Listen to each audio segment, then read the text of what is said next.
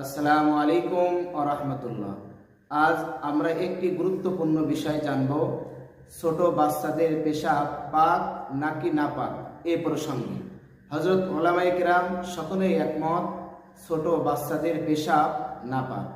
ছোট বাচ্চাদের পেশাব যদি শরীর অথবা কাপড়ে লাগে তাহলে ওই স্থান ধোয়া ব্যতীত কোনোভাবেই পবিত্র হবে না।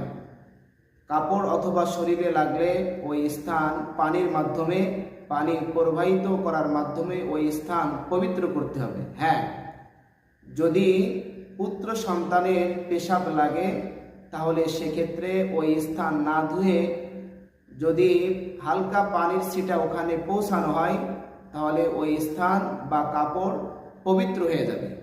আর যদি কন্যা সন্তানের পেশাব লাগে তাহলে ওই স্থান অথবা কাপড় ধোয়া ব্যতীত পানি প্রবাহিত ব্যতীত পবিত্র হবে না, এবং ওই অবস্থায় যদি নামাজ পড়া হয় ওই নামাজ